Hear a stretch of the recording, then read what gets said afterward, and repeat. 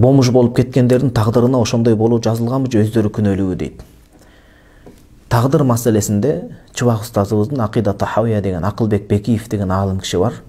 Биз канча жыл чогуу окудук, ал кишинин жашы бизден улуу, өтө акылман, өтө күчтүү аалым жигиттердин бири да. Учурдан пайдаланып айтып коеюн, Чубак устазыбыздын өтө чоң келечектен көптү үмүттөндүргөн көп окуучулары бар.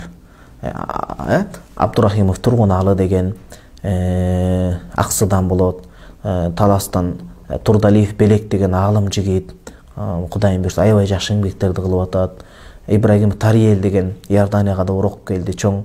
Андан чоң устаздын инилери дагы чоң аалымдар болгон. Мисалы мына Олжо Байдамылда азыр Иорданияда окуп атат. Меккеде жакындыкта докторлук алат, машаалла. Кудайым куткулсун. Абдували аке деген көп устаздын ошондой шакирттери бар. Кудайым буйрса булар көптөгөн эмгектерди кылат. Кудайым баарыбызга топук, ынтымак, жакшылыгын берген болсун иншалла. Муну эмнеге айтып кеттим эми?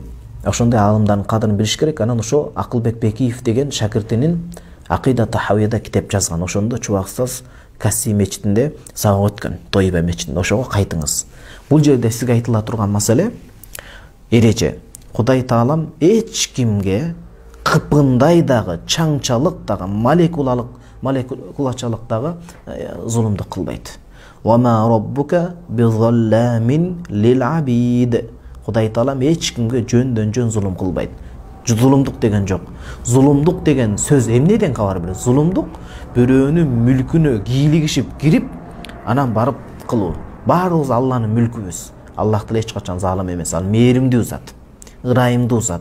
Энеден канча эсе Кудайдын мээрими эсептелинбейт дагы. Демек, бомж болуп кеткендерге адамдардын өздөрү күнөөкөр. Кудай Таалам аларга тандоо, ыктыяр, укугун берген, ошол тандоону туура эмес колдонуп алышкан.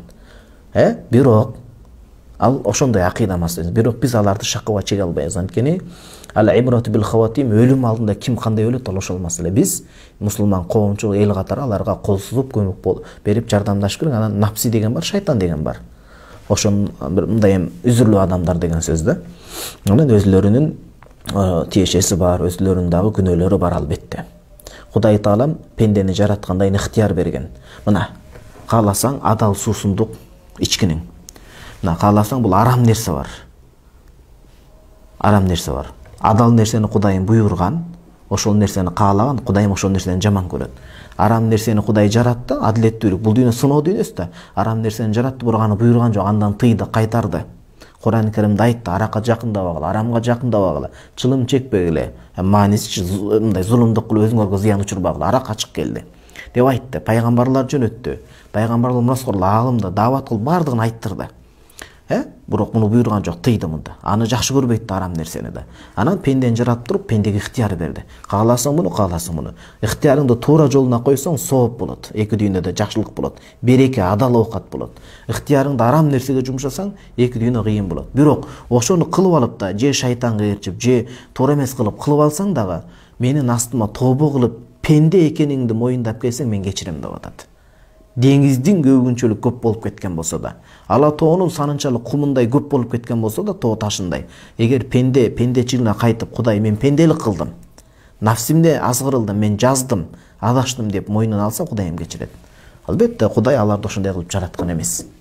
Анткени далил башка адамдар бомж болбой эле жүрбөйбүз ызыңкыйып. Бирөөнүн үстүнөн сын такпайбыз, бирок бул акыйдадагы маселе.